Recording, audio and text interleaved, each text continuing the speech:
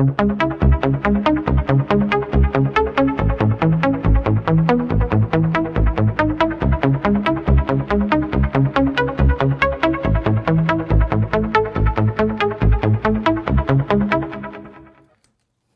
right, the first problem, I claimed that everything that you ever needed to know about probability you can learn from a bag of marbles. That's marbles or marbles. Okay. So in this bag, what do you guys notice? I sometimes think I'm in France. France. Okay? Not marbles, it's marbles. Okay? So in this bag, how many marbles do you have? 6 yellow, 4 green, 2 blue, for a total of how many? 12 marbles. Is that true? So this is how many are in your sample space if you're selecting a marble. Okay? Now, go back to the language. It's going to say, if you select a marble, I want us to talk about this for a second. What does that mean? How many marbles are you selecting from a bag? Good, because if somebody says to you, can you give me an apple, or can I have $1? That A or that an is referring to what? To just one. Okay?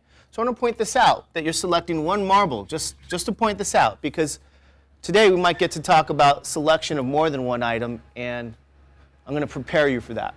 Okay? So you're going to select one marble from the bag.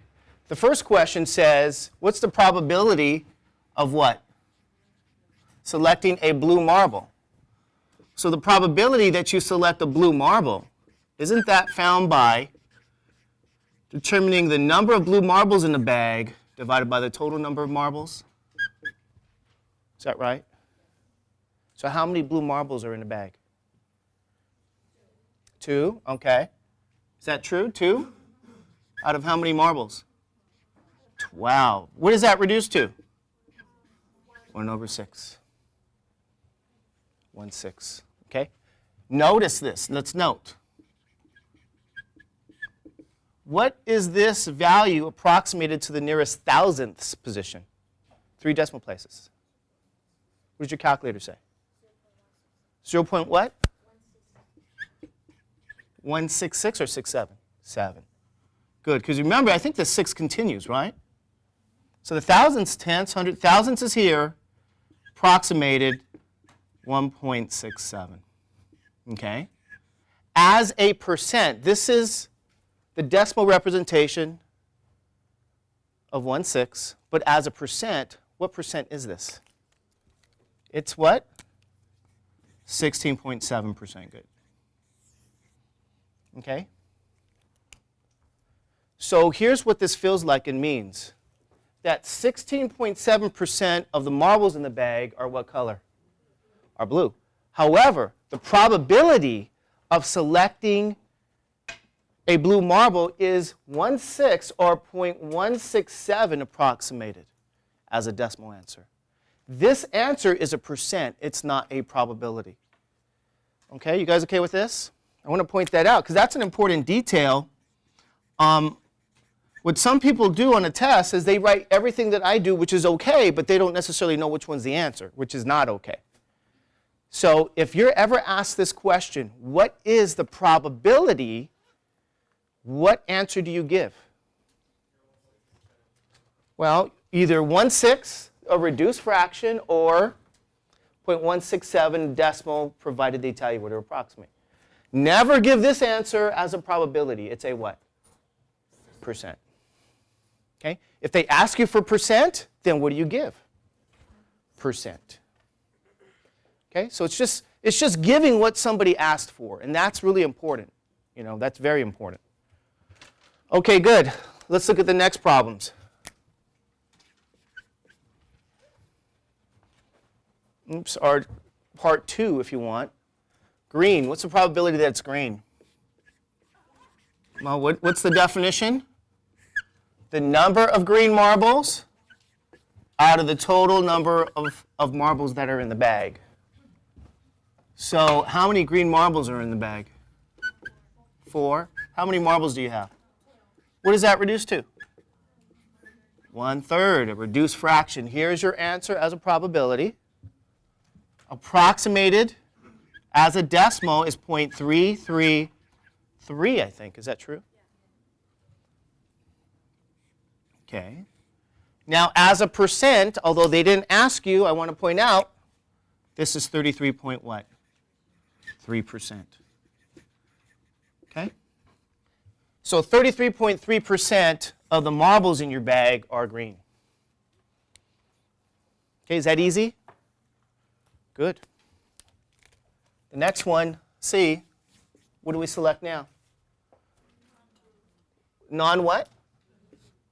Probability, you select a non-blue marble. By definition, I have to determine the number of non-blue marbles in the bag divided by the total number of marbles. How many non-blue marbles are there? How did you deduce that there's 10? Well, if there's 2 that are blue, the rest are what? Non-blue. 4 and 6 is 10. So it's 10 over 12, which becomes 5/6 as a reduced fraction. Is that right? What is this as a decimal? Point what? 0.833. Anybody second that? Okay. And again, note as a percent, just to note, this is 83.3 what? Percent. So this is your percent answer. I labeled percent, and that's to communicate to you that 83.3% of the marbles are not blue. Okay? All right, what's the next one? All right, let's see. Probability you select a red marble. That's found by determining the number of red marbles divided by the total number of marbles in your bag. How many red marbles are in that bag? How many? 0. Good. So where does that go? How many marbles are in the bag? So what is 0 divided by 12? 0. Okay. What does that mean about the event? What does a probability of 0 indicate about any event? What's the event? Is the event the value 0? No. The event is what? What's the event? You guys have to tell me. I know you guys know. You get shy, you never want to talk, you know that their camera's rolling, so you don't even want to.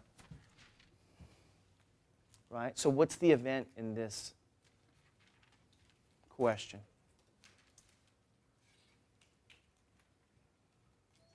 Okay? The probability is 0, but what is the event? What's the event?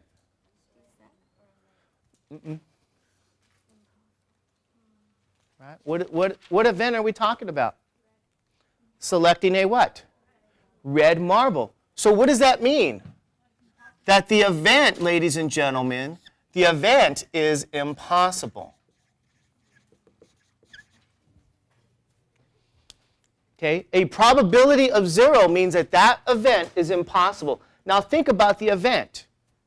This should make sense because of the fact that are there any red marbles in the bag? No. So you better believe that if you select marbles from that bag, that you're not going to select a red marble because why? They're not there. Am I back in France? No, it was correct the first time. Oh, really? Elias. It's Elias. Huh. I always get that wrong. Are you sure? It's like Marbles? Okay, thank you. Thank you. Huh. So I did have it right, huh? Thank you. Yes. So if we were having a test and you put the answer, would you put 0 or will the answer be wrong? If they ask you to determine the probability value, Then we have to write impossible. no. Listen to this. If they ask you to determine a probability value, what did you do? you got the probability. It's 0. So that's, But you should know, you should know what this stuff means, right? Don't you think? It's not just computing a value. This stuff has meaning. Okay? It has meaning. It has meaning in your life. It's everywhere. So it isn't that you just say, oh, here's a value 0, and you not know what it means. You should know what it means. We've got to talk about what that means. Okay? You guys okay with that? All right. Is there any more questions? E. Is there an E? Or 5, I guess, right? Okay. What is this question? So what's the probability you select a blue and a what? Green marble. Well, let's think about this. Isn't that the number of blue and green marbles over n of s? Isn't that true? So does anybody know the answer to this question?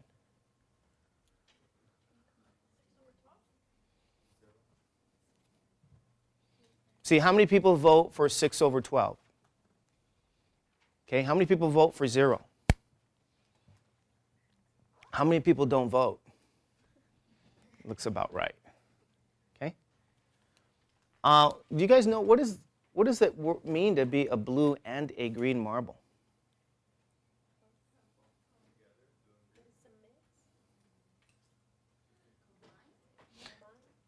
How many marbles are you selecting? Let's note. How many are you selecting? You are selecting what?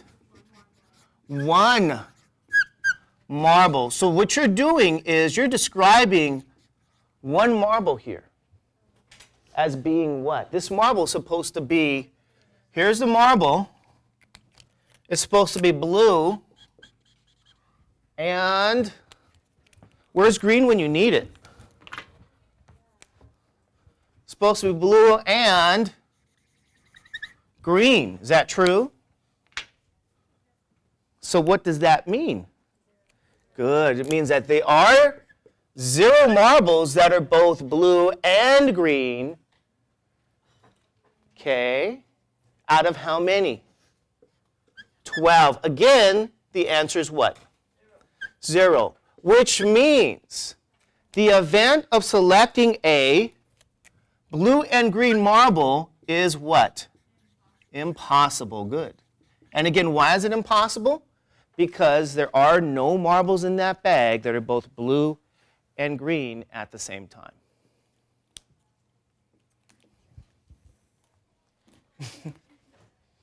Oh, this stuff is just too easy. No? Okay, you guys, I know what some of you guys are doing. You know what you were doing? You were answering the next question.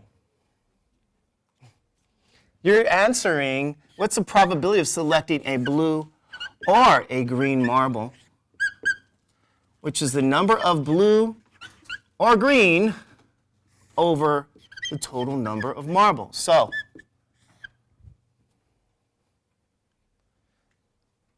you're answering this question. What does that mean to select a marble that's blue or green? Huh?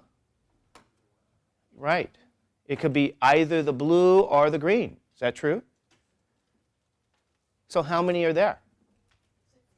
6. How many marbles in the bag? So what is this value? What is 1/2 as a decimal? And what does this also mean as a percent? That 50% of the marbles in the bag are what? Are blue or green. Okay, it's these details that I'm talking about when people miss class and they don't, they miss these small details that are vital. It's important. It means everything, having the small detail. You'd be surprised at what you can do if you just focus on the detail, And something like this is important, and it's important enough to talk about because a lot of times students don't know the difference between and or. Do you guys know that? The difference between and or. So should we talk about that difference? Let's talk about it in more detail. Okay, I'm going to erase all this stuff here.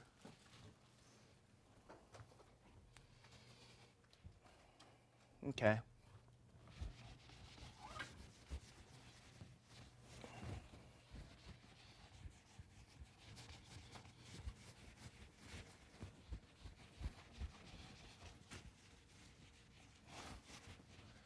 Okay, here we go. Do you guys remember set theory? Just to briefly talk about this, right? What sets? What's a set again? Huh? Yeah. What's a set? It's not grocery items. What is a set? What's the definition? Huh? Definition of a set. Yeah, it's any list of items, right? Collection of objects. Isn't that right? Any sort of list you come up with. So, for example, yeah, you can say a grocery list. And again, who's gone to the grocery store? Okay, you got what again? You have milk, bread, what else? Eggs, juice, ham, fish. Okay, let's say that's what you got. And someone else goes to the grocery store. Let's say they got water, eggs, fish, okay, beer. Oh, sorry. Beer and beef. Okay. Okay, and this is what they purchase at the grocery store. Now, if we consider the setting of the word and in set theory is represented by this set operation. It's called the intersection. Okay? The intersection, and the symbol of intersection is looks like this. Okay? So when you think of the word intersection, what do you guys think of? Huh? Like if there's an accident in an intersection, the intersection of Atlantic and what? Floral? Atlantic and Floral. Here's Atlantic. Here's Floral. So where's the intersection at? It's where what? It's the portion of street that is in what? That is in both. It's where they cross. It's where they what? Intersect. Some people say it's where they meet. So what's happening here is that the intersection is a portion of street that's in both. Both Atlantic and what? Floral. The word and. So if you were asked to determine the intersection now of G with H, create a list, what would that look like? Well, what items are in both? What items are in the intersection? Well, let's see. Is milk in both? No. Bread? No. Eggs? Yes, it is. It's in the what? Intersection. Juice in both? No. Ham? No. Fish? Fish. Is that the only thing that's in the intersection? Okay, so notice this list. This is a list of items, okay, that's in what? Both G and H.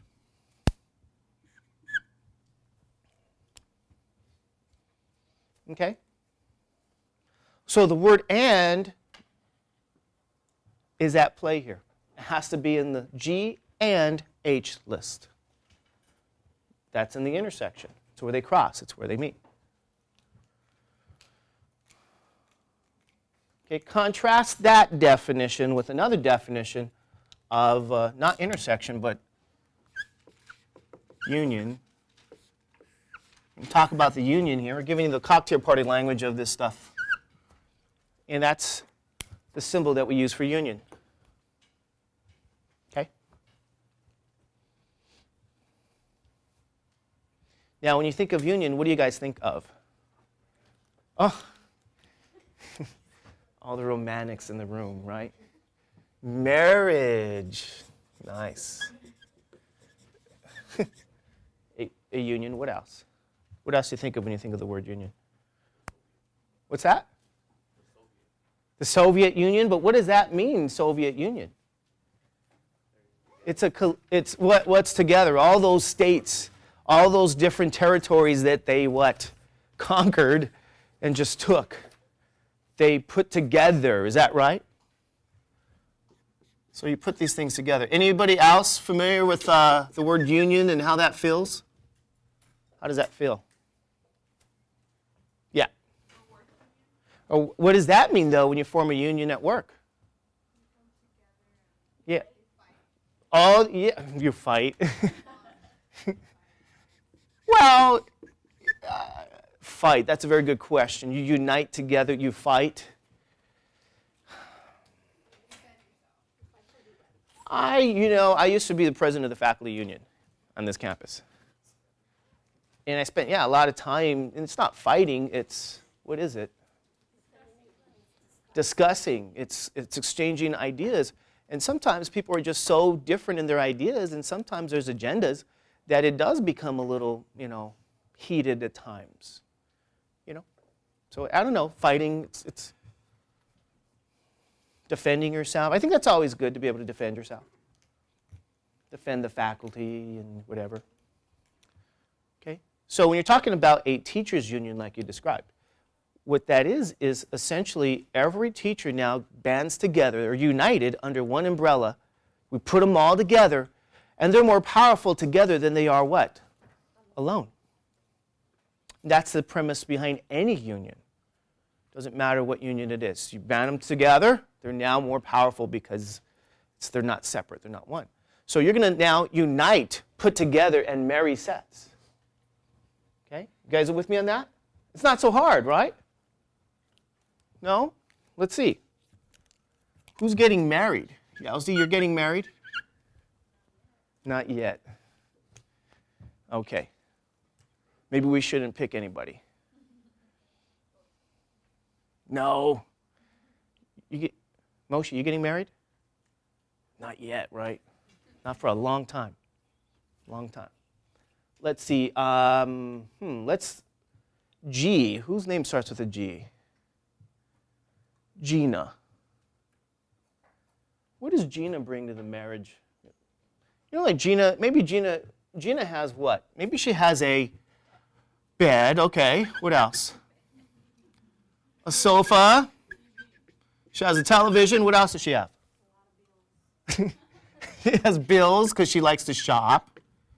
What else does Gina have, huh? She brings her clothes. She has her car she's bringing to the marriage, right? What else is she bringing? Oh, issues? You guys say this stuff. I'm not saying it. This isn't my list. She's bringing issues? Oh, I hope not. She's bringing the kids? Is that right? You shouldn't call that baggage. That's not baggage. Kids are wonderful. Oh, yeah, that's right. When they start growing up and talking back and arguing and fighting, then it's like, oh. See, Ashley's at that age now where, I don't know. I tell her 1 week, no shopping. All right, I bought you, okay, so what if it's, St. Patrick's Day, you need to have green outfits? All right, fine. You'll get only one. She ends up with what? 2. I said, don't ask me for clothes again for a long time. What does she do the very next week? Dad, I need some clothes. So kids can start to be what? No, they're not baggage. Kids can start to be a little work. They're cute when they're small. They're adorable. Oh, they're great. Love kids. But then they start growing up, and what's the story? I know Moshe doesn't do that stuff. I know he doesn't. I know he doesn't do any of that stuff. That's good. All right, what else does she bring? Maybe she brings what? She brings her mom, okay? All right. Or probably her dad, right? She bring her dad? No, Gina brings her dad. She doesn't bring her mom. Maybe Henry. Henry brings his what? Mom. Yeah, I know. I hear all the ladies go nuts whenever you... I've been giving this list forever, and you always hear women when you say they're bringing mom. That's a bad sign, right? Oh. All right, what else does Henry bring? He brings the money. He brings a car. Well, no, he brings, maybe he brings his big screen TV, his PlayStation, his Nintendo, his Wii.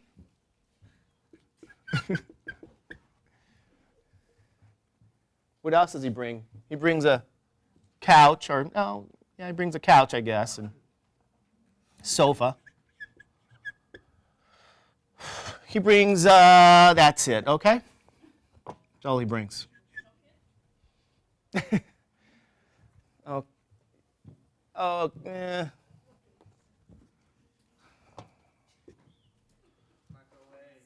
Oh, his microwave, good.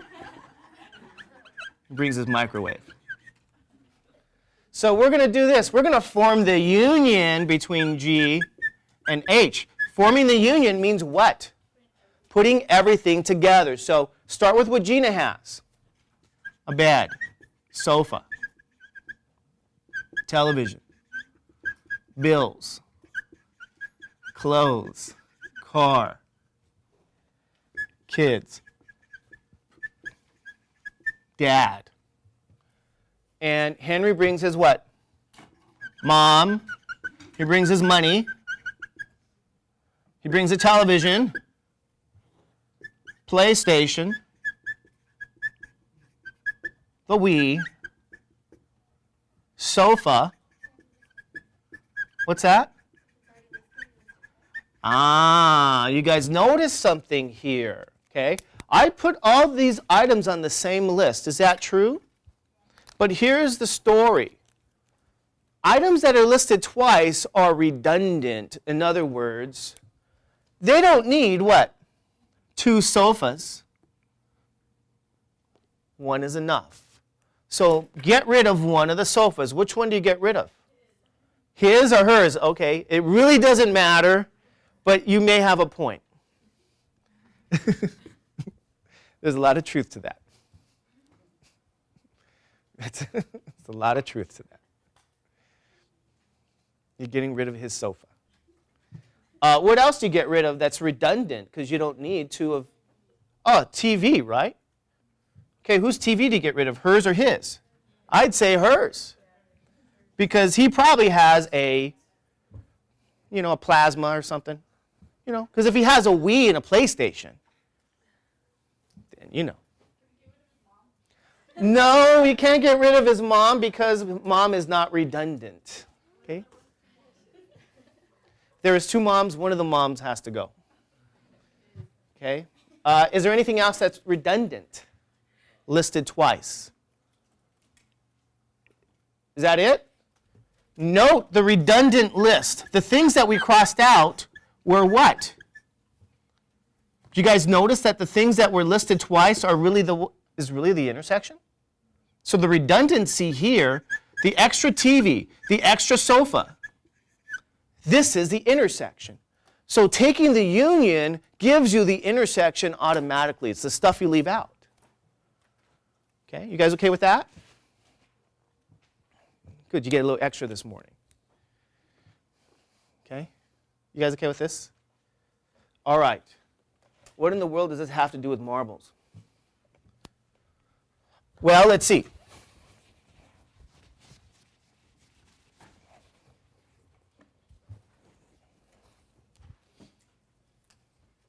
Here's a fact. This is known as the addition rule for counting.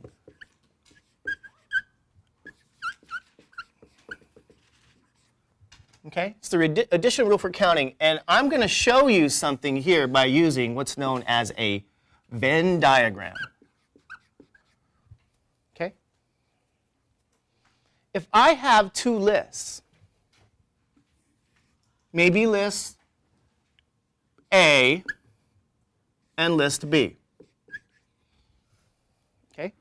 If I represent every item on list A with this dot, this blue dot,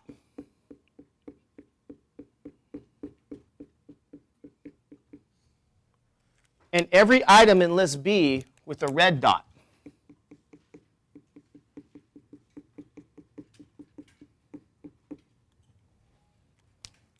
and my task was this. I want to count how many items are in A or B.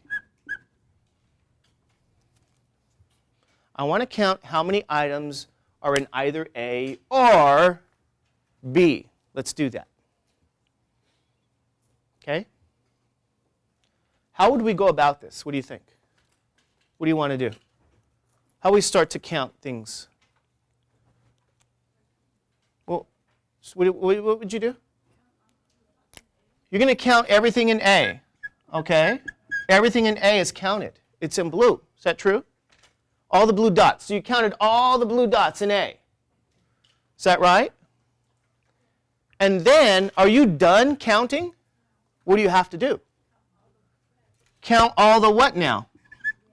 The things in B, all the red dots. Is that true? Does anybody notice something about this? Is this an accurate count by counting everything in A and then adding that number to everything that you counted in B? Is there a problem with this? What's the problem? The middle, Yowzi, what happened in the middle? What's happening here? Did we overcount? Did we overcount in the middle? So how do you fix the fact that you counted everything? How many times did you count everything in the middle? Twice. Is that true? So if you counted everything here in A, shaded in blue, we counted all that stuff. We then went back and said, oh, let's count everything in what? In B. This middle portion was counted twice. So in order to fix this, what I'm going to do is I'm going to throw out one of that counting. What region is this? This is the region, right, that's in both A and what? This, ladies and gentlemen, is a picture of the intersection, A and B. So if I throw out what was counted twice once minus what was counted twice, I'm throwing it out once, I now have an accurate count. Is that right? I now have an accurate count. So what in the world does this have to do with probability and or? Well, you see the word or. What's associated with or is a set operation of union. What's associated with and is a set operation of intersection. And so this relationship, how many things that are in A or B, is found by counting how many things in A, how many things are in B, and throwing out how many things that are in both. Okay? Let's go back now, and let's check the marriage situation. Let's check the marriage situation. So we go back and look at the marriage. Because we're really looking at the union with G with what? With H. Is that true? We're looking at that union. Can you guys tell me how many items are in that union? Let's count. 1, 2, 3, 4, 5, 6, 7, 8, 9, 10, 11, 12, 13. Are there 13 items there? Okay. Can you guys tell me, how many items did Gina bring to the marriage? How many are in G? 1, 2, 3, 4, 5, 6, 7, 8. She brought 8 items. How many items did, what do we call this guy? Henry? He brought what? 1, 2, 3, 4, 5, 6, 7. Henry brought 7 items. And how many items were redundant? How many items? 2. Double check. Is it true that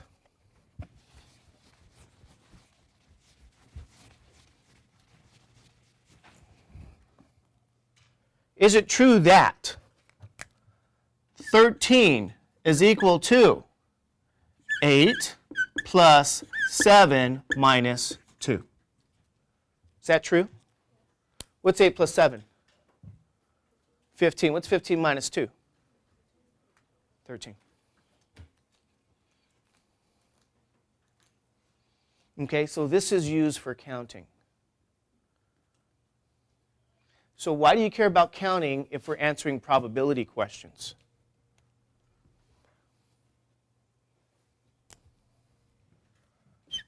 Another fact. Addition rule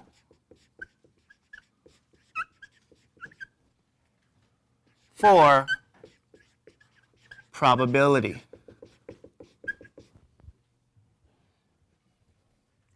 Do you guys agree from algebra? What if I decided to divide both sides of an equation by the same value, the same non-zero value? Can I do that? Can I do that? The answer is what? You guys took the prerequisite, right? So can I divide both sides of an equation by this non-zero number? Okay, let's divide by n of s. You guys with me on this? Now, if I divide the right side by n of s, I'm dividing this sum and difference by n of s. Is that true? The effect of which is I'm dividing every term by what?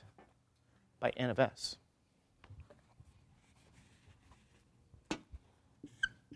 N of s, n of s, n of s. Does anybody recognize any of these definitions? This is a definition of what? Probability of an OR. So probability of A or B is equal to, what's this a definition of? Probability of A plus, what's this a definition of? Probability of B minus the probability of what?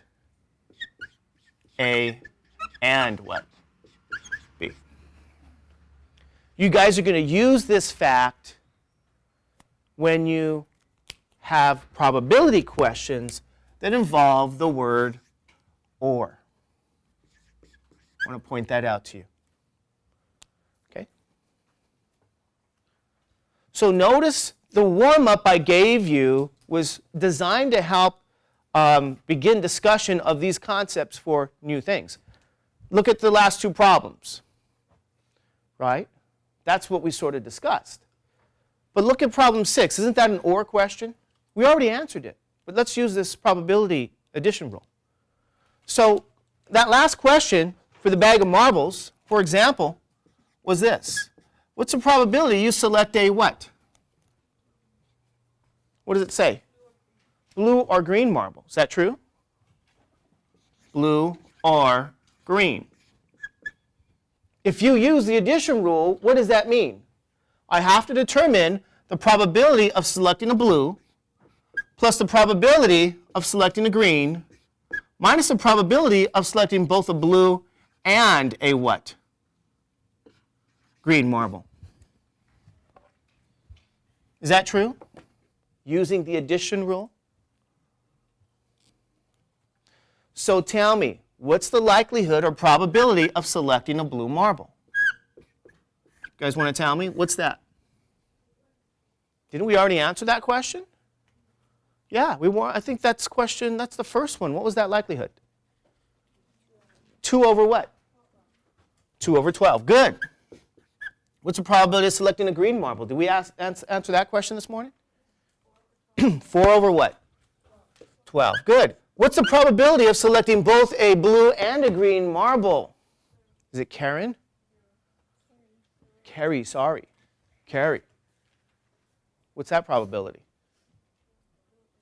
Blue and green, 0. You know why I asked you? Because you're the one who told me it was 0. So I'm hoping you remember in this context. 0 over 12. What was this probability? What was this probability here? That was 0. Is that true? Okay. So 2 over 12 plus 4 over 12, what does that give you? Is that 6 over 12, which was 1/2? Wasn't that the same answer we got this morning using this definition? Okay? So the reason the addition rule exists is because although it might have been easier for you to deduce the answer this morning using strictly the definition of probability with an OR context, thinking of it that way. Yeah, you can do that. There's nothing wrong with that. But when you get other problems that are a little bit more complicated, then it starts to become a little bit of an issue. Okay? So this addition rule is designed to help you, not hurt you. Anybody thinking of getting a tattoo? No? Well, if you were going to get one, what should you get? The addition rule. Okay, you guys okay with that? I'm going to give you a few other rules since we're on this topic. We have something called another fact. Well, how about this? Let's do this here.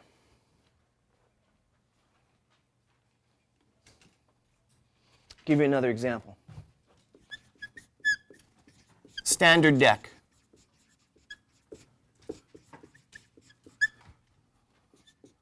You select you select a card at random.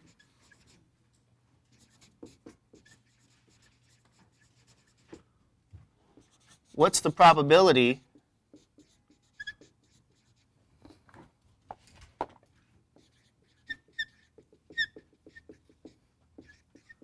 of selecting? First question. A club or an ace. Second question. An ace or a king.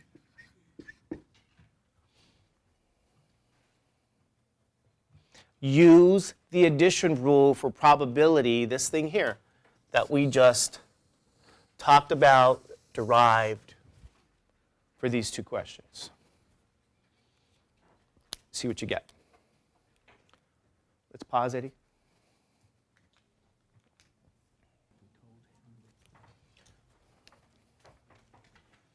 Okay, here we go. First question. Probability, you select a club or an ace. By the addition rule, you have to determine the probability of selecting a club plus the probability of selecting an ace minus the probability of selecting a club and a what? Ace. Is that true? What's the probability of selecting a club? 13 over 52. Plus the probability of selecting an ace. 4 over 52. Good. Minus, what's the probability of selecting a club and an ace? Remember, you're selecting a what? A card, meaning you're selecting one card. So you're requiring that that single card that you're selecting here, this one card, be both an ace and a what? Club. You see what I'm saying? It's the ace of clubs. How many ace of clubs are there in a standard deck? Out of how many cards? 52. Okay? So you see that, this may seem easier to just simply think your way through, and sometimes it is, but this addition rule helps clarify things for you. So how do you add fractions with the same denominator?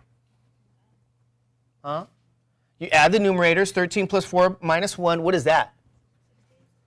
So it becomes 16 over, what does that reduce to? 4 over what?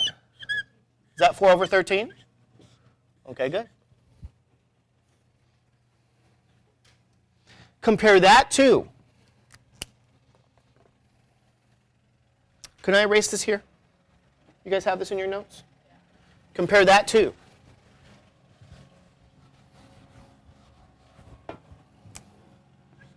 Determining the probability of selecting an ace or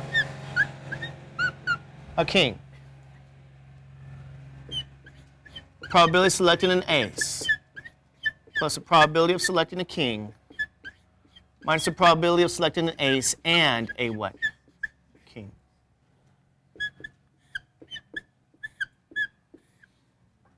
What's the likelihood of selecting an ace? What is it? 4 over a king. 4 over 52. Is there a card that is both an ace and a king at the same time? No, there isn't. So you can look at it two ways. You can say, well, there's 0 cards out of 12. In the way that we looked at the prior example that I erased, 0 over that number, 0 over 52, sorry. Or you can simply go and think of this as, you know what, that is impossible, so that likelihood is 0. Okay? Whatever you like. What's the answer now? 8 over what? 52. What does that reduce to? 2 over 13. Nice.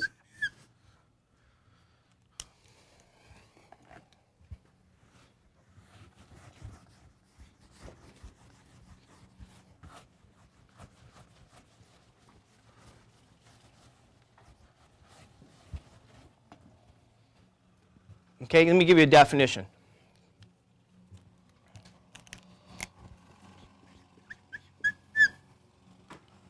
We say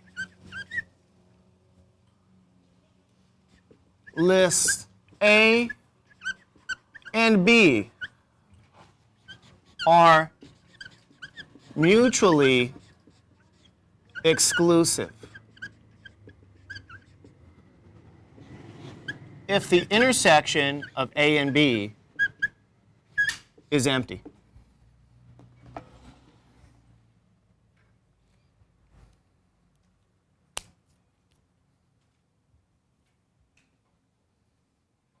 Okay. Can you guys tell me? We have 2 examples. There were lists here. Which example can you cite or point to that satisfies this definition of being mutually exclusive?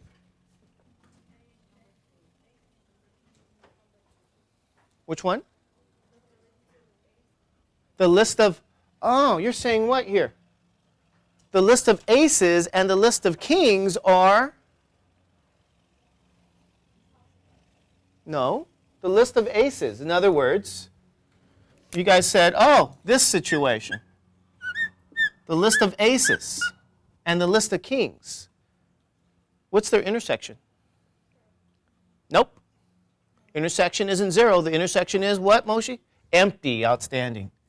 This is the intersection. Right? It's, what is this a picture of? The empty set. So if I list all my aces, I list all my kings, the intersection's empty. What that means is the list of aces and kings are mutually exclusive. Mutually exclusive. There's not a single item that's on both lists. Just like if I took the roster of this class, all the boys, men, and all the women, those 2 lists would be what? Mutually exclusive. There's not a single person that's on both lists. Okay. Remember, this is not biology, it's math. Okay, excuse me, let me close this. Eddie, you getting all this crazy?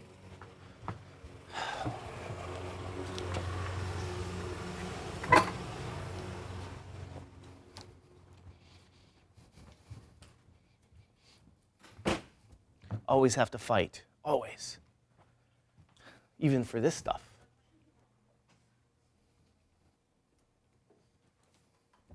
Better get used to it. It's only going to get worse, not better.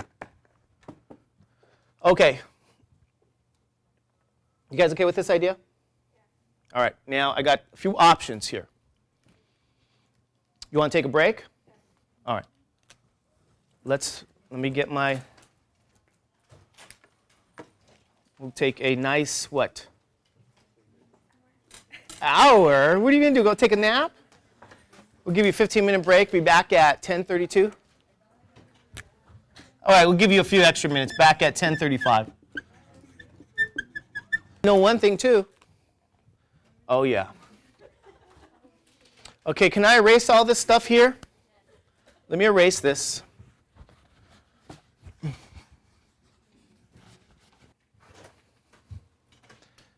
Go to the second warm-up problem, because there's a few concepts to discuss here. All right, let's see. This is a very interesting table. It's a Titanic mortality table. And so once again, notice that you are selecting a passenger, meaning what? One passenger at random. And then you have a bunch of probability questions. Now recall, probability is counting. Is that true? So, for example, I have to know what the total number of passengers were on the Titanic. I have to know how much is in the sample, how many people were there. So how do I find that out? Have to add, is that true? So what do I add, though? I can add all the survivors, of which there was 332 men, 318 women, 29 boys, and 27 girls. This is the number of people that survived. What's that total? 706, good. 700. You guys know there were 706 survivors aboard the Titanic? You assume that no one survived. Is that right? But there were over 700 survivors on the Titanic. How many people did not survive? Notice my language. Not survived. 1,360 men did not survive. 104 women did not survive. 35 boys and 18 girls did not survive. What's that total? What is it? 1,517. Now, if you take the number of survivors and the number of non-survivors, what does that equal? 2,223. Notice this. If I simply added the number of men that were on the Titanic with the number of women and the number of boys and the number of girls, wouldn't I get the same total? Well, let's see. How many men are on the Titanic? 1,600 and how many women? 422. How many boys are on the Titanic? 64. And girls? 45. Is it true that when I add these values, the sum is 2,223? Yes. Okay. So let's answer the first question. What's the probability that somebody what? Survived. Well, determine the number of survivors over the total in the sample space. How many survivors were there? 706 out of how many passengers? 2,223. Approximate this value to the nearest thousandths as a decimal, what do you get? 0. What? 318, right? That's the probability. What does this mean as a percent? 31.8 what? Percent of the passengers survived. They survived. Okay? You guys okay with that? All right, what's the next question? Non-survivors, okay. What does it mean not to be a survivor? Well, you're a non-survivor, okay.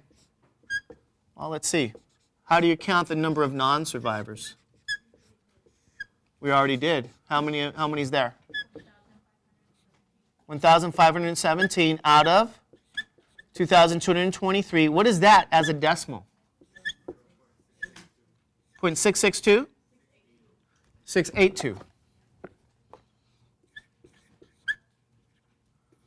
Now, what is this as a percent? This is what? 68.2%? So what it means is that 68.2% of the passengers aboard the Titanic did not survive.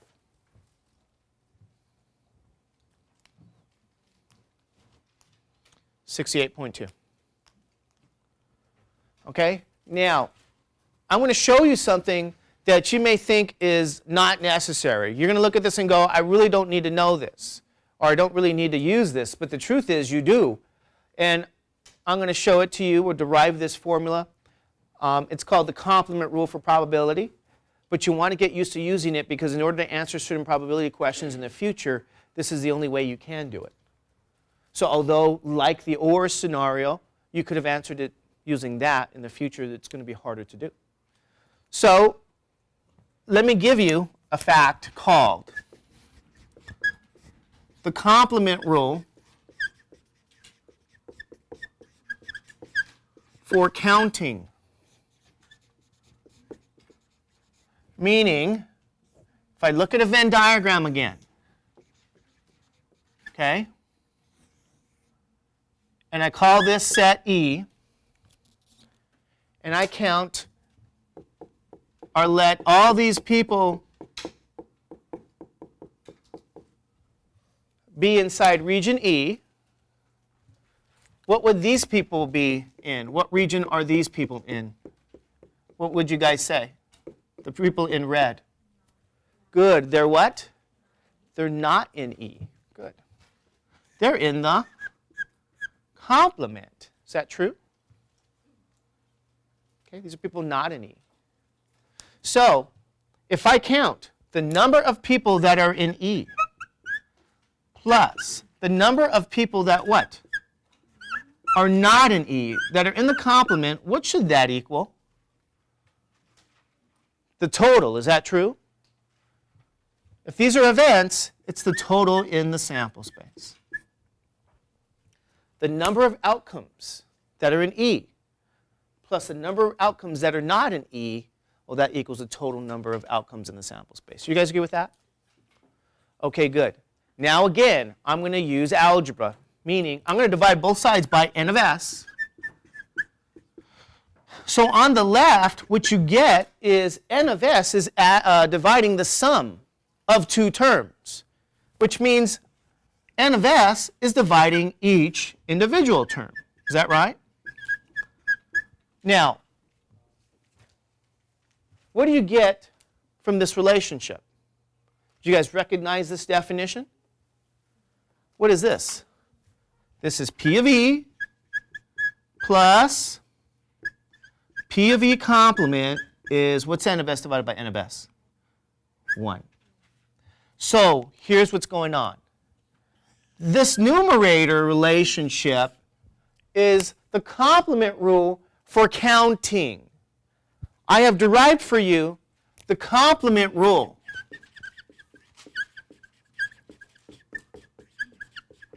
For probability. This is again tattoo time. So if you're thinking of getting a tattoo, I would say get this tattoo. The probability of an event plus the probability of its complement is the value 1.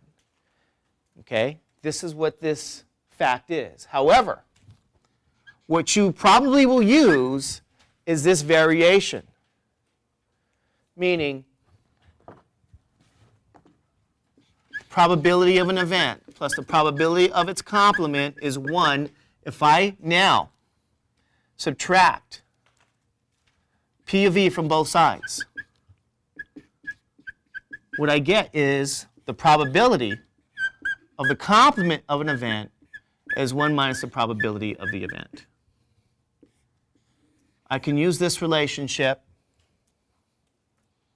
This is probably the most useful form, or the one that you'll directly use. Similarly, I could have subtracted, if I wanted, the probability of the complement from both sides. And on the left, I'm left with P of E is 1 minus the probability of its complement. Okay? So altogether, this relationship, and this relationship, they're all equivalent. But this is the one you'll use. For example, here, back in the Titanic, the previous scenario, the previous question, question 2, the probability you did not survive. Can I write it this way with that line on top? Doesn't it mean not or non? Right? Isn't that what it means? That line? Not or non? Okay, you guys know what that means? That's 1 minus what? Do you guys see it here? Probability of the complement of an event is 1 minus the probability of the what? Of the event.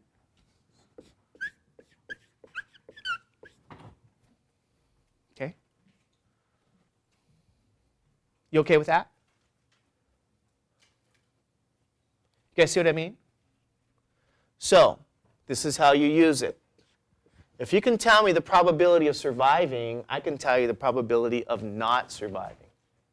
What's the probability of surviving? Didn't we compute that in question 1? Which was what? Well, you can say it's 0.318. This was already computed in question 1.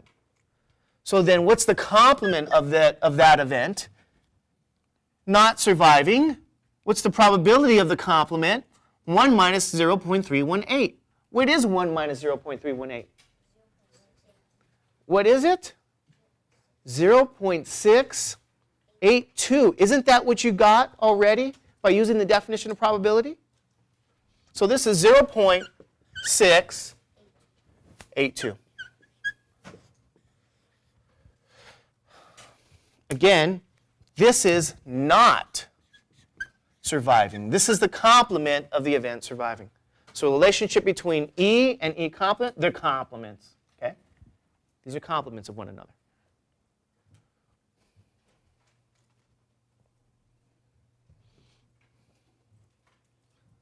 All right, you guys okay with this? You want to get used to using this formula, okay, because it'll help you with some of the things later on. Now, take a look at question 3. What's the probability? It's a straight probability question. It's a probability that what's the question? You select a passenger. What's the probability the passenger is a boy? What's your definition? What's the definition? You guys have to tell me.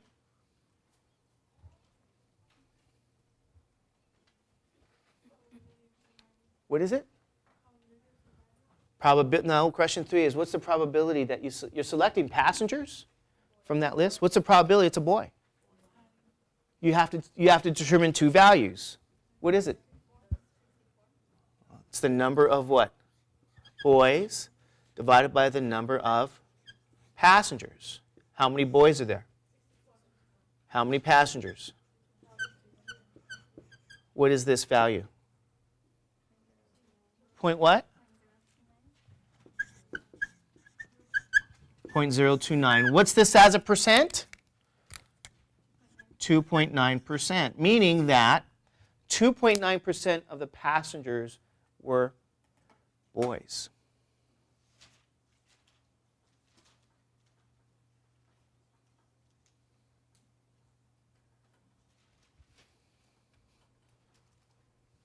Okay?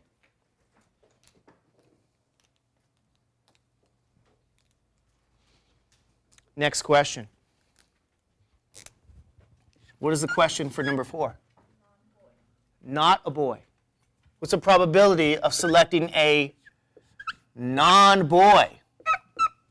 Right? Isn't that complement of boy? What does it mean not to be a boy? It's everyone but who? The boys, meaning the girls, the women, the men. Is that true? You guys with me on that? If you're not a boy, you're a girl or a woman or a man. So use the complement rule here. This is 1 minus the probability of what event?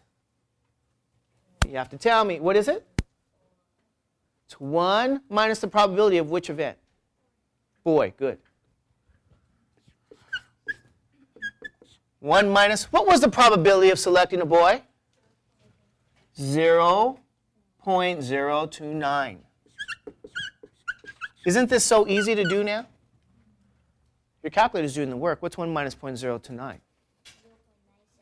0.971. This is a probability of selecting a non-boy.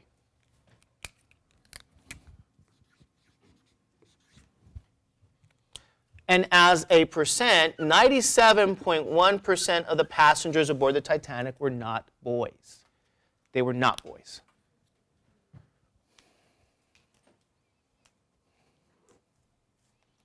Okay, you guys okay with that? All right, let's take a look at question 5. What does question 5 say? You're a boy who what? So could you say this is a boy and what? And a survivor? You're both a boy and you what? Survived. Is that true? So if I know the number of boys who are also survivors, I already know that there's 2,223 passengers. How many boys also are survivors? Can you go to the chart here? Here are the boys. What do you guys notice? 35 boys died, and 29 boys what? Survived. So, how many boys were also survivors? Do you guys recognize this as an and situation? You're a boy and you what? Survive. How many? 29. So what is 29 divided by 2,223? 0.013.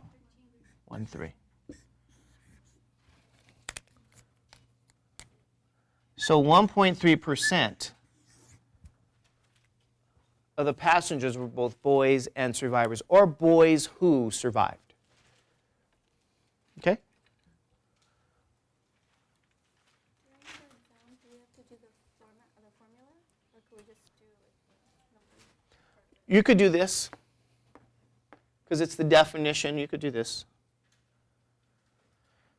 What's question 6 say? Boys who do not, what does that mean? You're a what? A boy, and you what? And you what? Died. Okay? Okay? You're a boy and you died. A horrible thing. Okay? So, number of boys. So you're looking for a passenger who satisfies both criteria. Being a boy and what? And dying. So how many boys died? 35? How many passengers? 2,223. What's this as a probability value? 0.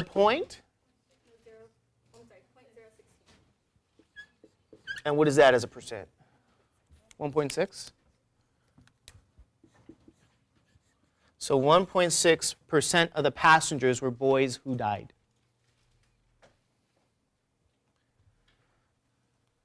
Okay?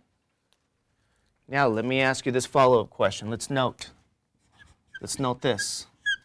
What's the probability you select a passenger who is a boy or survived? You're a boy or survivor.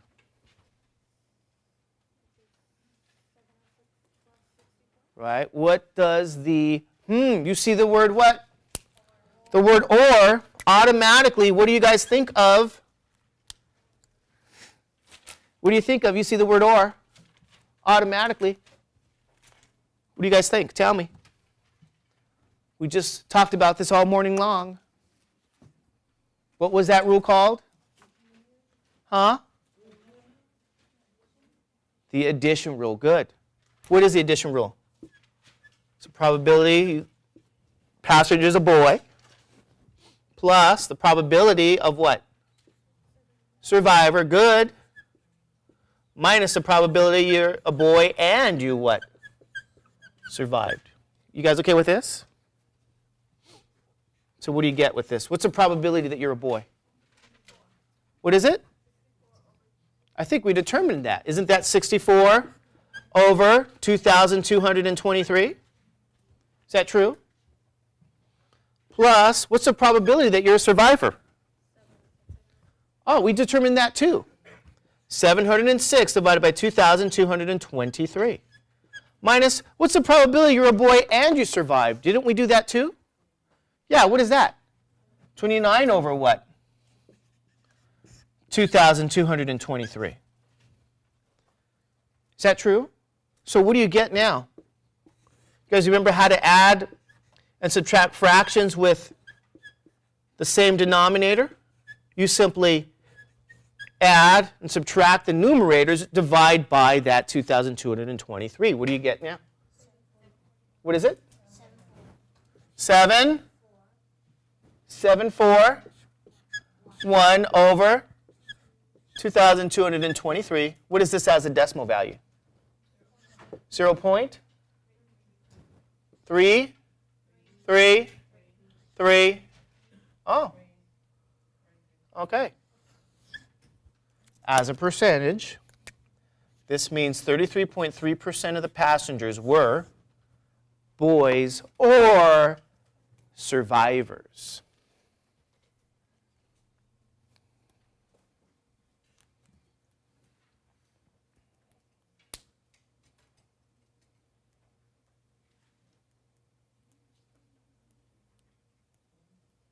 Boys or survivors. Okay?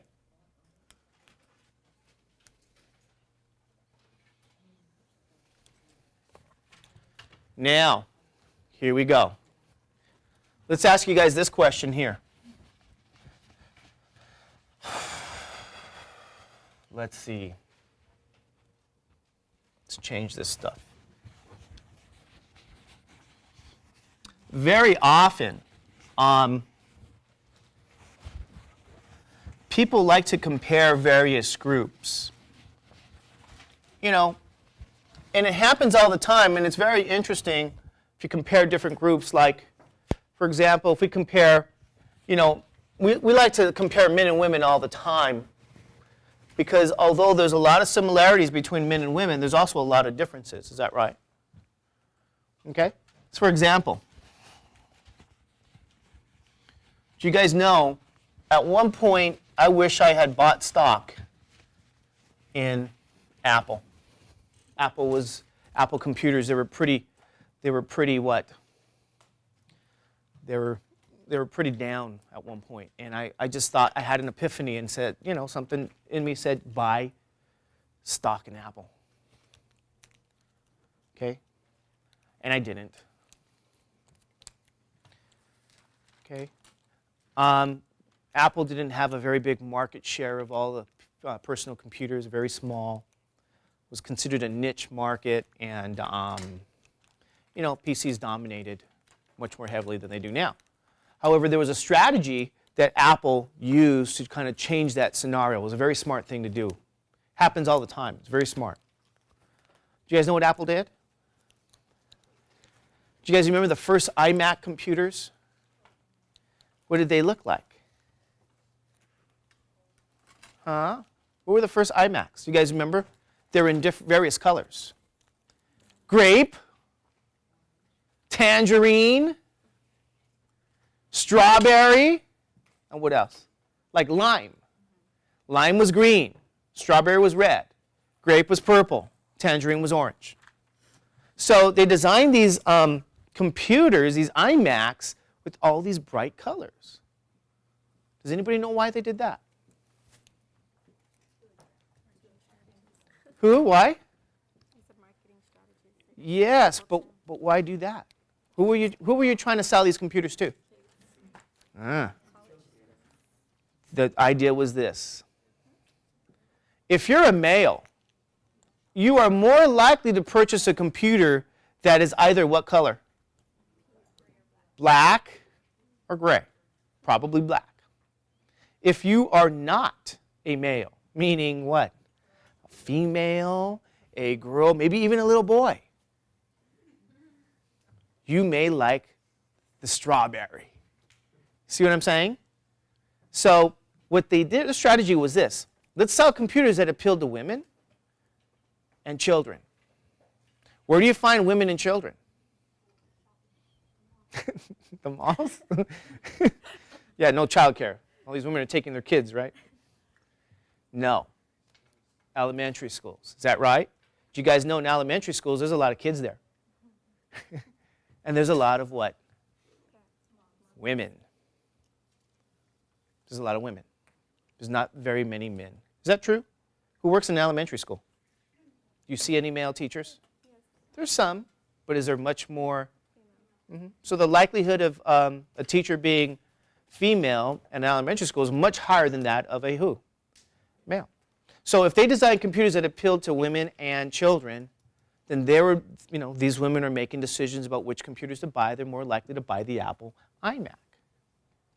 Okay? You guys okay with that idea? So, they have to test this stuff. What they do is, hey, they get groups of people and say, would you buy this? And, and they take the information, the women and men, and see how people feel. A strategy it's always used. Back in the 80s, I remember reading about, and there was this, the Japanese really started selling a lot of cars, maybe even before, but I remember the strategy in the 80s with the Honda Prelude. Back then, I read about this. The Japanese automakers designed the Prelude to appeal to who? To women. Okay? So they designed a car and they tested this. Hey, would you buy this? Asking men and women. A lot of the men would go, no, wouldn't buy it. A lot of the women were, oh, yes. Well, why do you think they did that? There's a reason they did it. It's not that I agree with what they did. It's their strategy. Okay?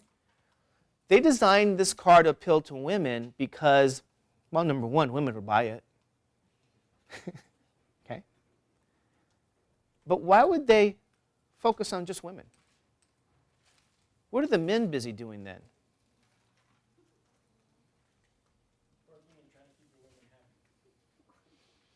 Well, no, they thought of the strategy this way.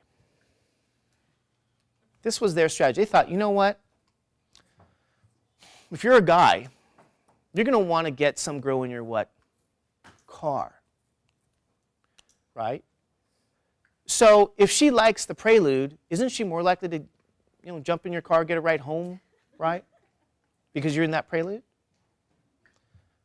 So here a lot of these guys are going out and buying Preludes because it appealed really to who? Women. And that was their plan. It's not my plan. I didn't make, this was their plan. This is a strategy they used for that particular car. So my point is, data is collected and gathered comparing different groups, men, women. Doesn't have to be men, women. It could be boys versus men. Who is more likely to listen to a radio show? Boys between the age of what? 18 and 50 versus men over 50. People keep track of that stuff all the time. Okay? Women and girls all the time. Okay? Where they first start to do this is with this definition, though. Here's the definition. I'm going to define for you what's known as a conditional probability.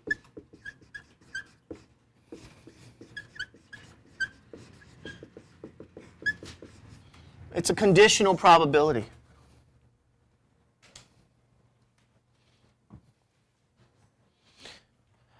And here it is. This is the probability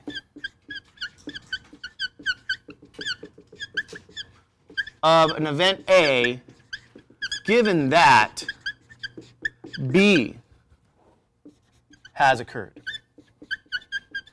or has happened, or is known. And this is what the definition looks like. P of A, this line is not division. It's a vertical line and represents the phrase, given that. B, that equals N of A and B over N of B.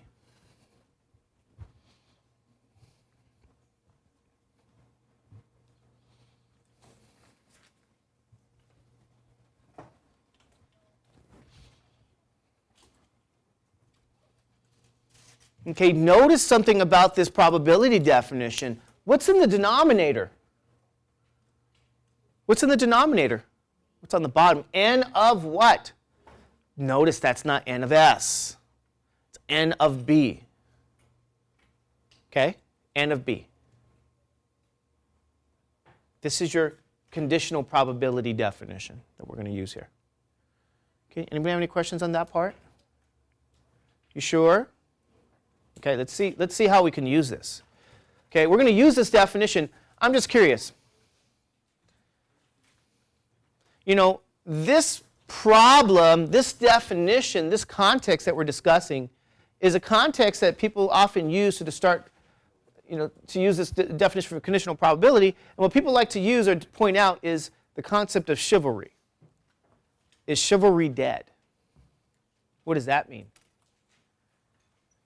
Once upon a time, what was society's demand on men? That you would always save who? The women and children first. Is that true? Women and children. That's just the way it was. Or is. I don't know. Does that exist today? Does it? Well, today you call that person a what? A macho. You may say he's a gentleman, but you got to make up your mind, right? I don't know. Who knows? Some people have certain feelings. They say, no, chivalry is dead. Okay, meaning it's not women and children. It's every man for himself. So yes, I guess the guy's not going to open the door anymore for you. Or if you're on the Titanic, you're on your own. Is that right? So here's the deal. Let me ask you guys this question here. Let's investigate this idea, this concept. Is chivalry dead? Okay? I mean, people are honest. How many guys would say, I'm going to save myself? Good. I like that. There's nothing wrong with honesty. I really wish people would be much more honest. I'm tired of dealing with dishonest people all the time. Putting up this front all the time. So it's good. Some people are going to say, you know what? If I'm on the Titanic, I'm getting on that boat. Right? And maybe you're pushing someone off too. Right? Like, I swear, if you ever watched the movie Titanic, anybody watch that movie? Remember that scene where Leonardo's on that raft? Right? He's on the raft at the end there. Or, I'm sorry, no, not Leonardo. Who's the actress? Who is? Yeah. What was her name in the? Rose. Yeah, that's right. Rose. Remember, Rose is on that raft, that door. There's poor Leonardo holding on, cold. Right? Remember that scene? You guys know the scene? I swear, I look at that thing. There was enough room on that raft for him. He could have, they could have both been on that thing. But instead, there's Leonardo. She didn't even think twice of, hey, why don't you get up here? It was more like, yeah, I guess it's a joke. It's a joke. Okay? It's a joke. But I swear, when I look at that, I go, she could have actually moved over, got him up there too, right? But she didn't do that. She just let him freeze. And did you ever see that movie, Moshe? Don't watch it. It's horrible. Don't watch it. Don't watch it. Okay? So here's the deal. Is chivalry dead? Well, let's compare. Let's compare these two concepts. What's the probability that you survived? Given that you were a woman versus the probability you survived, given that you were what sex? A man. You see what I'm saying? This is what we want to use to determine who was more likely of surviving, men or women?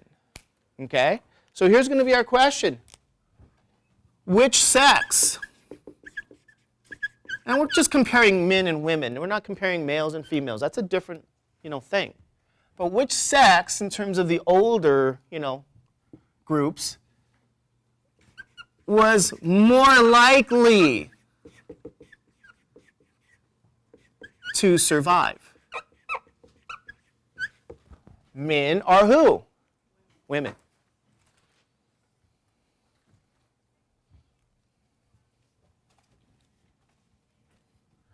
I'm going to write down the definition. Let's notice this definition, okay?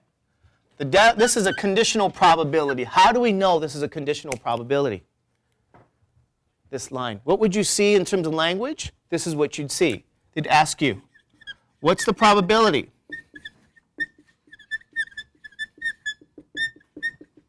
that a passenger survives, given that the passenger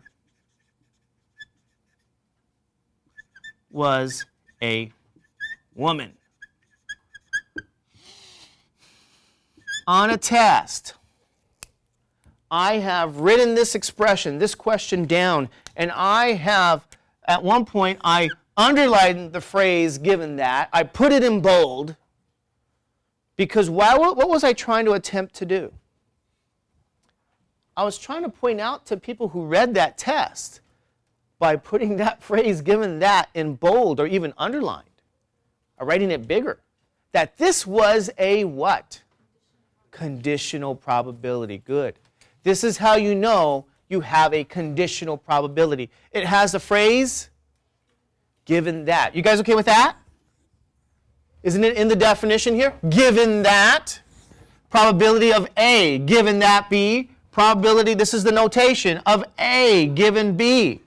Definition is the number of outcomes in A and B. So, I need the number of outcomes or the number of survivors and women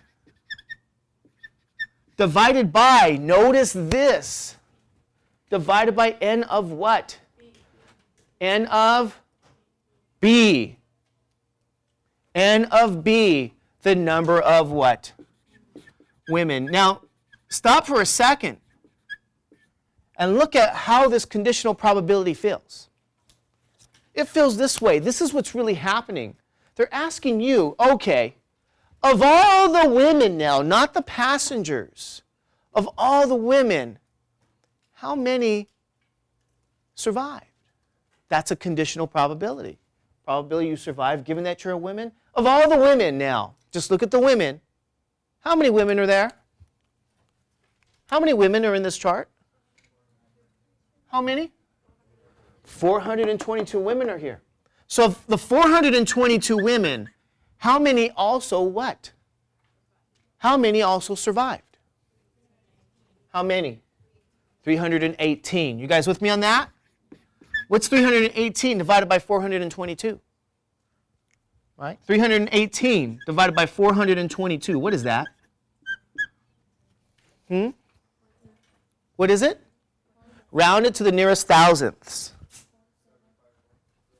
0.754. Okay, good.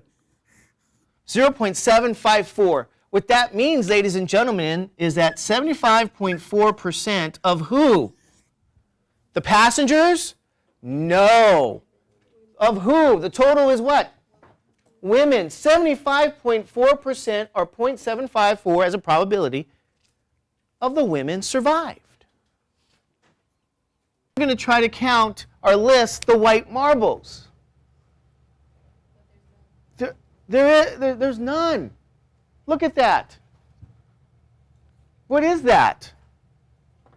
What is that a picture of? You guys know what this is called? What was that?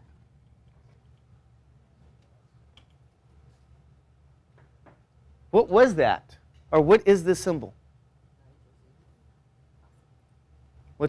Go Go back to 125. What's that symbol?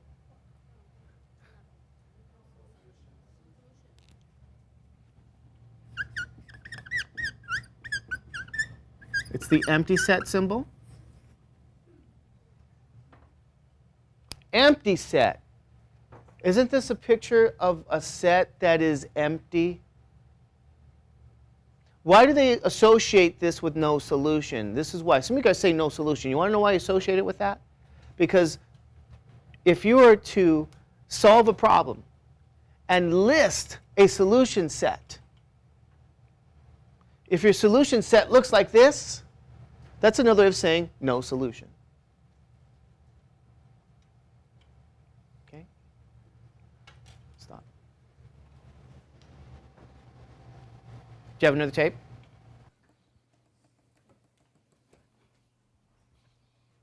Okay? So, 75.4% of the women survived. And this is important information. This is good stuff right here. Let's compare now the probability or the percent of men who what? Survive. Let's see. What's your definition again? Definition is going to be N of survived and man, meaning you're a man who survived, divided by N of what? Good. So now you're considering just the men, not passengers. Let's consider all the men. How many men were on the Titanic? 1,692 men. Is that true? So there's 1,692 men who were aboard the Titanic. Of that 1,692, how many survived? 332.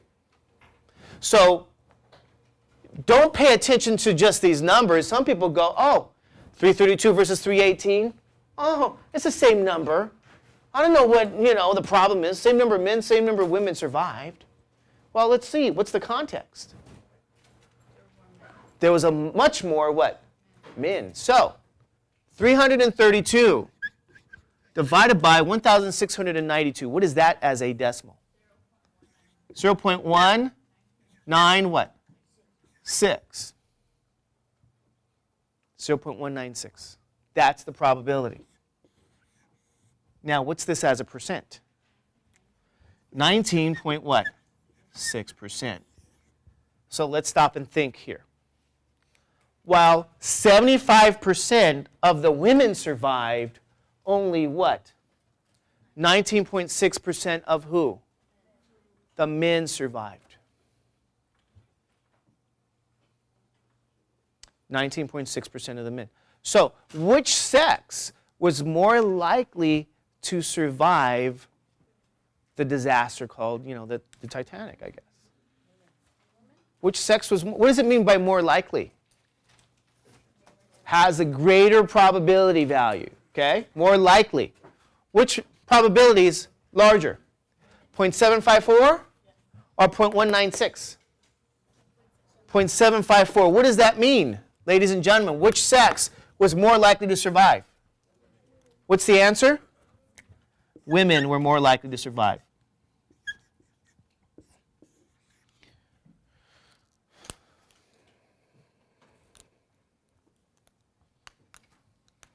And it doesn't matter. These tables, you can do this all day long and compare different groups all the time. You can compare, men versus boys, women versus girls, males versus female. It happens all the time. Who's more likely to purchase a certain item, men versus women? So this is how they gather the data. They gather it in the form of a table, organize it in terms of your sex, and can now start comparing, outcomes or events here in relation to your sex.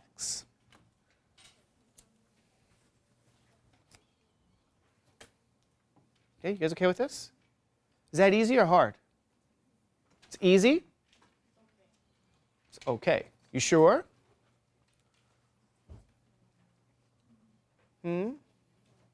I used to give, various different scenarios for the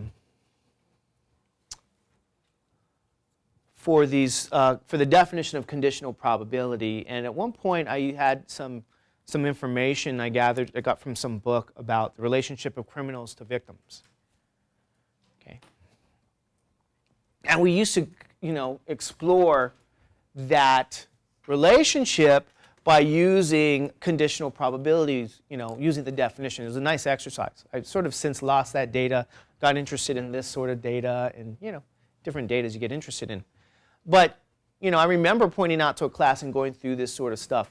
If you look at different relationships, right, whether you're a stranger or whether you are an acquaintance, okay, and certain crimes like homicide, assault, robbery, that sort of stuff.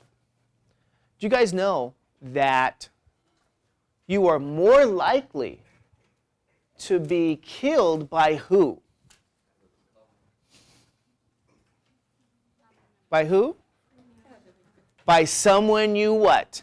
Know, either a friend or a what? Family member. Do you guys know that? It's more likely to happen. That does it mean it's guaranteed? No, more likely. Even if you're a female, certain crimes against females, in fact, it's less likely, even by sex, for a male, although that's true, it's much more true, there's a higher probability of these things happening when you are a female. Which is why, do you know that if a female shows up or is discovered, dead, female, who's the first person they come looking for? The husband or boyfriend. Why is that? Because these conditional probability values, these tables of information that people keep, indicate that it's a much higher likelihood of this thing happening from a boyfriend or who? Husband. So as a matter of procedure, the first person they look for is who? The husband or the boyfriend. And they rule the person out. They rule them out. Probably ask them to take a lie detector test, ask them where they were at, that kind of stuff. This is used all the time. So there's a lot of rich environments that you can think of and determine conditional probabilities that you have value in your life. Okay? In fact, if you're a female, what should you watch out for?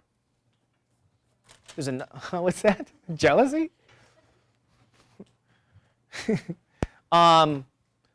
You're much likely to be assaulted by a friend, acquaintance, somebody even casually, right? The guy that you walk by every day who sits on his porch looking at you.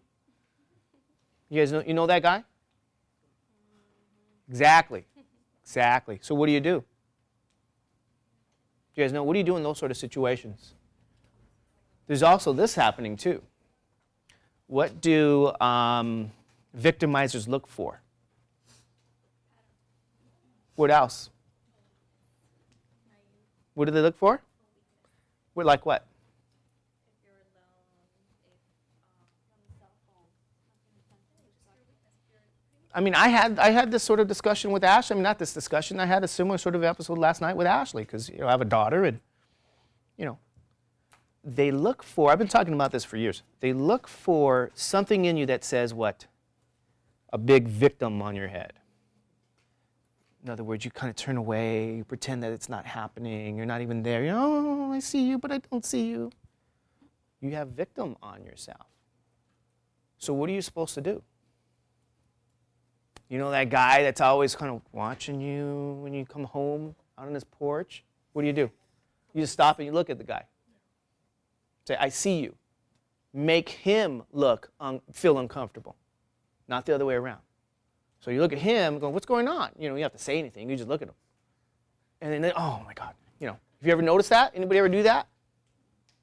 You've never done that stuff? You guys never, even when I go home too, when I'm like, when I park my car, huh? You have your dad come in. You park your car, there's some creeps, seeing what's going on. You know what I do? I just look. Make that person uncomfortable. Because you don't want to put what on yourself? Victim. Does it cause attention? I don't know. I actually think I think personally it works, and the person's going to go on to somebody else that has what? The victim on them. Okay, so even if you're a female, you walk by some guy who's like, you know, I know you don't want to look at him. I know it makes you uncomfortable, but what should you really do? Show him that you see him and that it registers. Don't try to look away and hide, you know.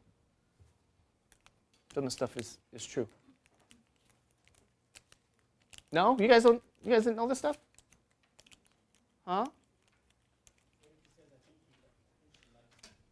Oh, you know what's going to happen, though? You know how guys are. You know how guys are. Oh, not only does she like me. Yeah, not only does she like me, she wants to have all my kids. I mean, I may not be able to get rid of this girl. You know, I think she's in love. You know how guys are. They're kind of goofy. Kind of goofy. You give them an inch, they, you know. Huh? So I'm saying, it's interesting when you raise a daughter, you kind of think about that stuff.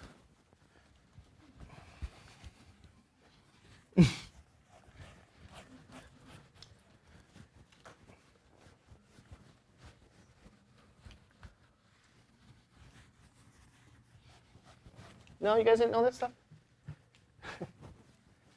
Call your dad. I'm glad you have your dad. What was used against me? I acknowledged the person and I had some weirdo that was stalking me. Because you acknowledged them? Yeah. What? You just got to be straight with them. Tell them, hey, Did. beat it. My brother and my dad. Didn't. Guess it's He didn't stop? Well, then you just ran into a crazy. You got him arrested? Poor guy. He just wanted to talk. No, I'm just joking. Had him arrested. Good. Good for you.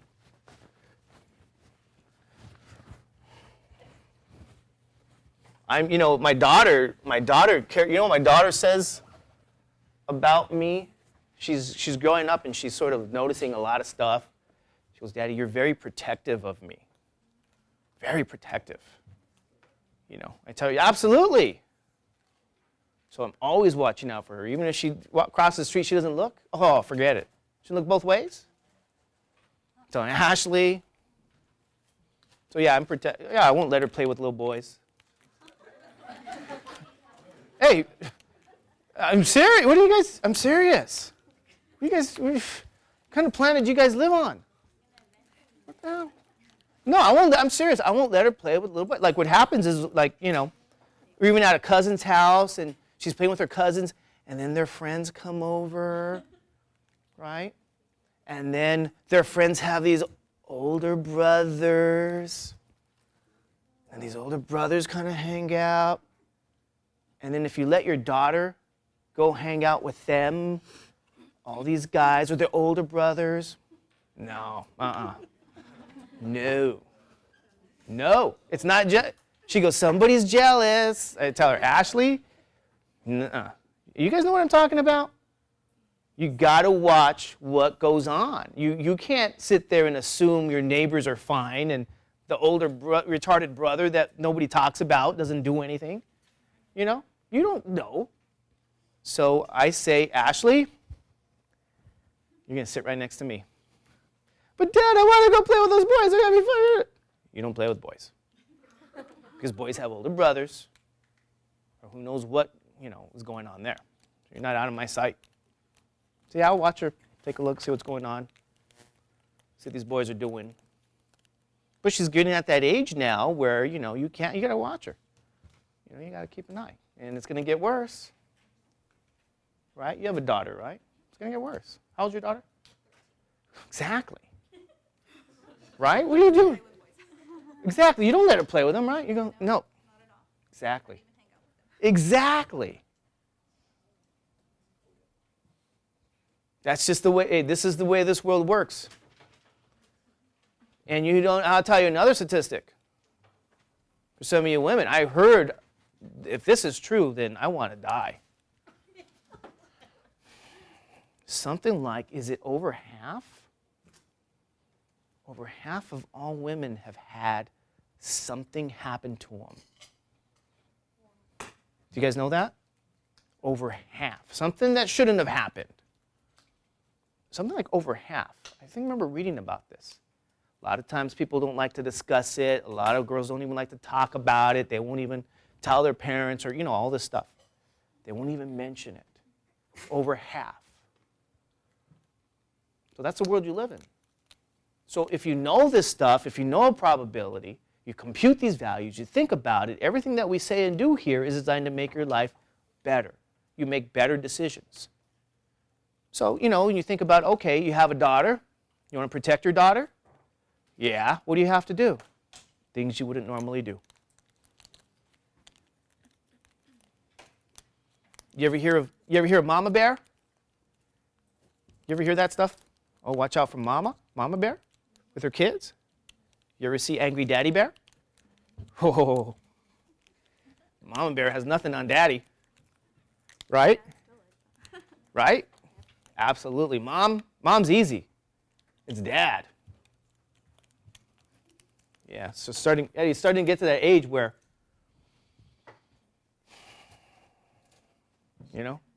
huh?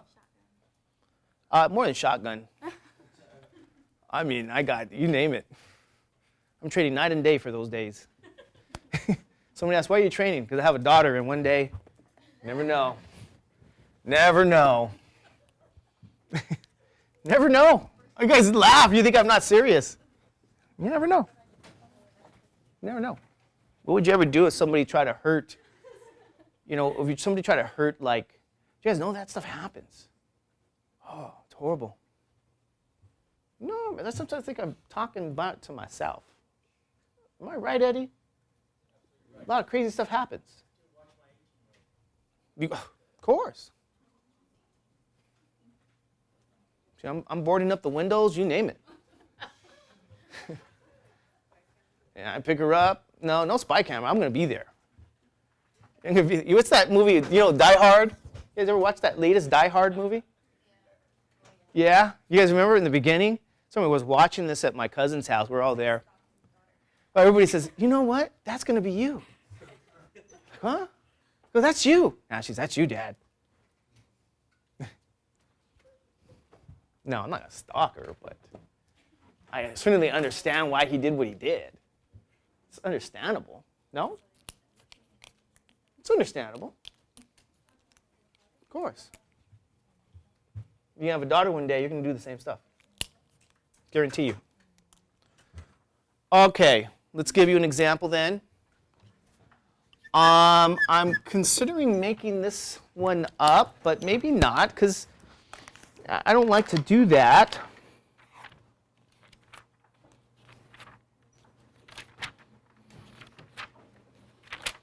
But we'll try it.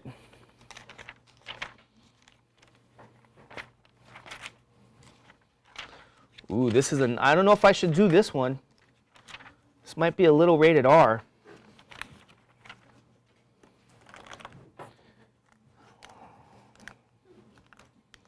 Okay. This is a little rated R, so maybe we shouldn't do it. Right, Moshi? I gotta keep it,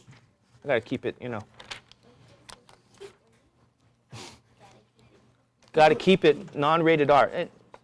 There's an example of HIV infection here. Should we change it? So it's not HIV? Let's change it. You guys want to change that? Yeah, I do. Here we go. How do you spell cooties? Anybody know how to spell cooties? Eddie, how do you spell cooties? C-O-O-T-I, okay. C-O-O-T-I-E-S. Is that cooties?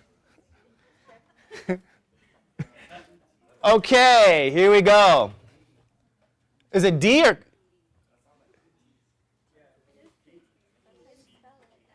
Is that right?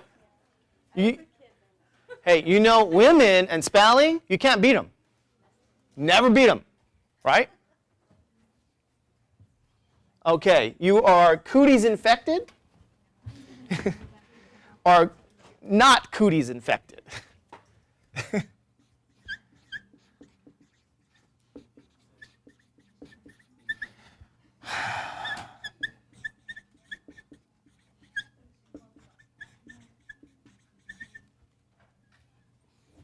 Okay?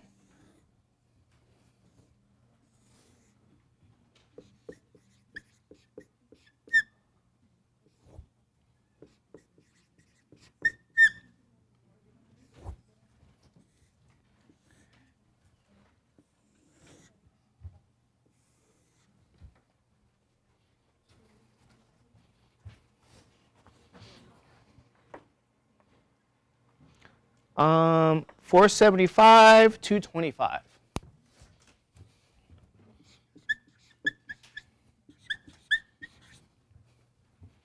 Cooties infected, cooties not infected. 25, 42, 75.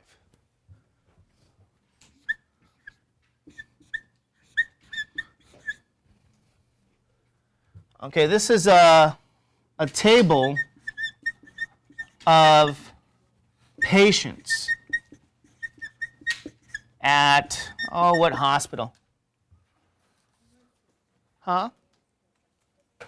At St. Mary's, I don't know. At St. Mary's, whatever, hospital. Okay? If a patient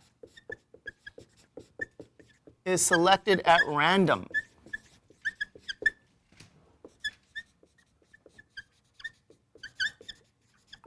what's the probability that, one, the patient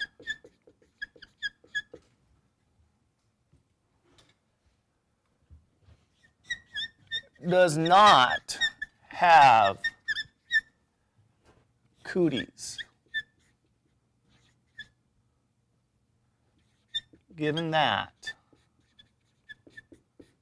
the patient tests positive. Question 2. The patient has cooties. Given that the patient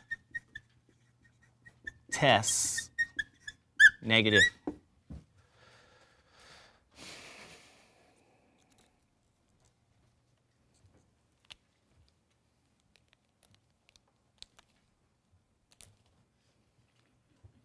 Okay, when some of you guys look at this stuff, it's a little confusing because you sit there and go, what does it mean to be cooties infected yet test positive, test negative? Well, this sort of chart, this sort of table that's common, what they don't ever say to you that I'll tell you is what's happened is people or patients simply were tested twice or more than once. Meaning that by testing patients, the same patient, more than once, you are finding all the errors. See what I'm saying? You're finding the errors. So don't think that everybody in this table is only tested once. No, they've been tested more than one time. You know, as backup. They want to, test you 2 or 3 times, independent tests, so that they catch all the errors. Because, yes, it's true that you can be what? Cooties infected, yet test negative. How many people were cooties infected and tested negative? 25. There are 25 errors. Yes, you can be not cooties infected and still test what? Positive, meaning there's 225 people in that situation. There are 225 errors. See what I'm saying? So you found the errors only because people were tested more than one time, probably twice. And it doesn't matter what the test is. I use the word cooties, but every test, whether it's a pregnancy test, an HIV test, a what? What other tests are there? Anybody get tested for anything? Tuberculosis, you name it. Okay? There is errors. So this is that scenario. You can fill in the blank. Doesn't have to be cooties. Okay? So I want you to answer these 2 probability questions. Should we do it together? You guys want to do it together? Okay. We'll do it together. I was going to let you guys do it on your own and have all the fun, but. Okay, let's do it together. Here we go. Question one. What does it say? First of all, is this a conditional probability? How do you know? Given that. Good. Given that. Okay? So what does that first question mean? What is the first? They're asking for the probability that the person what? Does not have what? Cooties. Given that, does not have cooties, given that the person tests what? The test is what? Positive. Is that true? Compare that to the probability the person does have cooties. Okay, here it is over here. Does have cooties, given that the person tests negative. What's the definition for these questions? How do you answer the question? It's a conditional probability, so what does that mean? That means of all the what? Of all the positive test results, how many indicated you do not have cooties, but still gave a positive result? So, take a look at the chart. How do I determine those two values?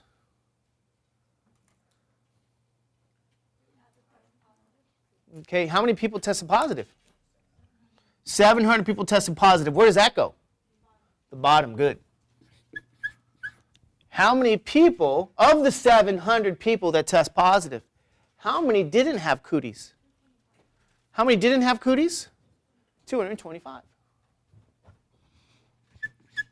So, 225 divided by 700, what is that as a decimal? What is it? 0.321.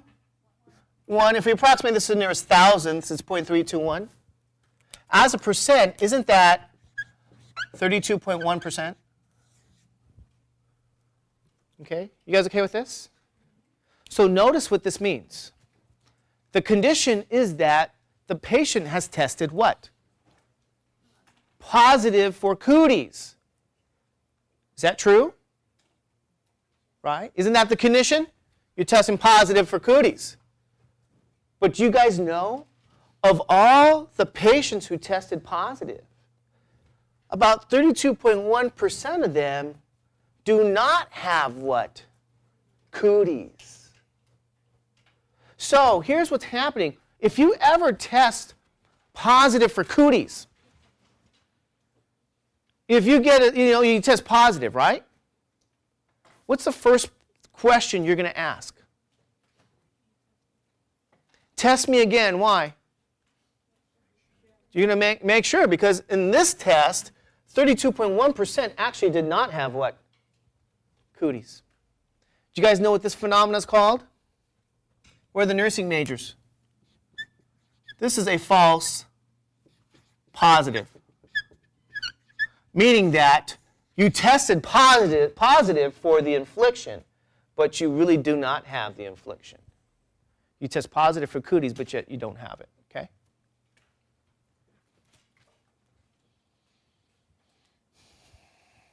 All right, you guys okay with that?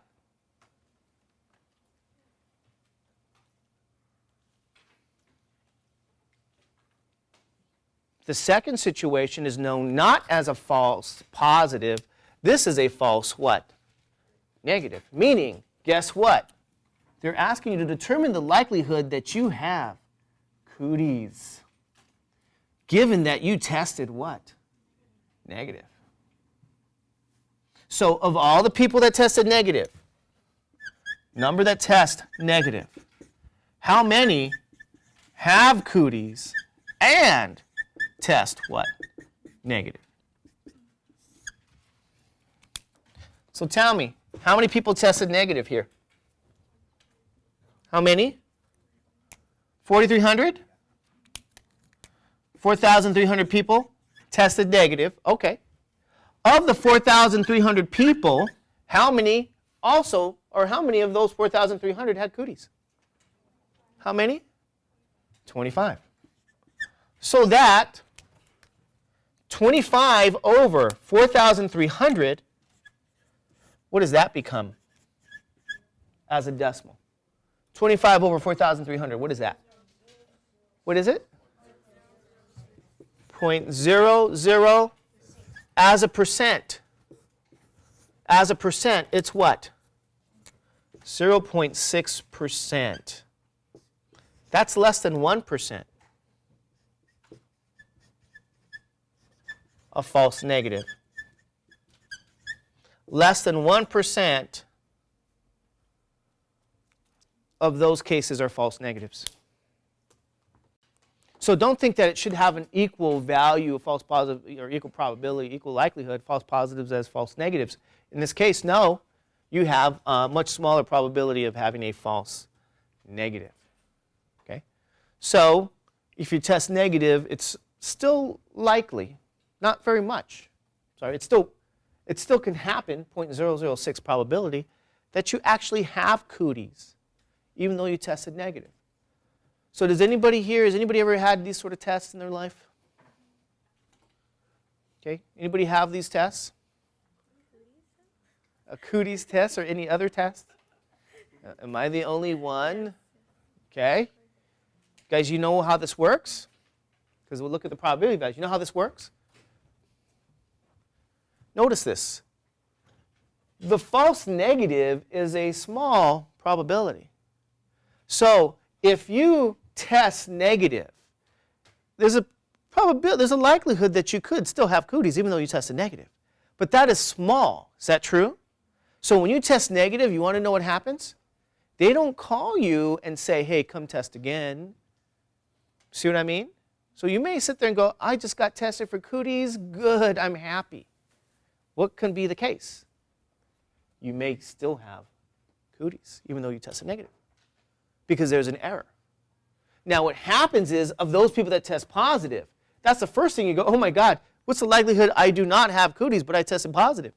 Well, this is a much higher value.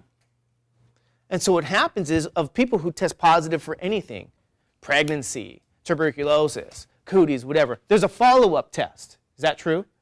To verify that result. So there's a follow-up test.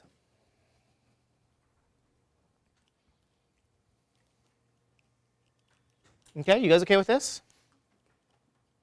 But I just want to point out, you test negative for cooties, you're not out of the woods because that probability is not 0.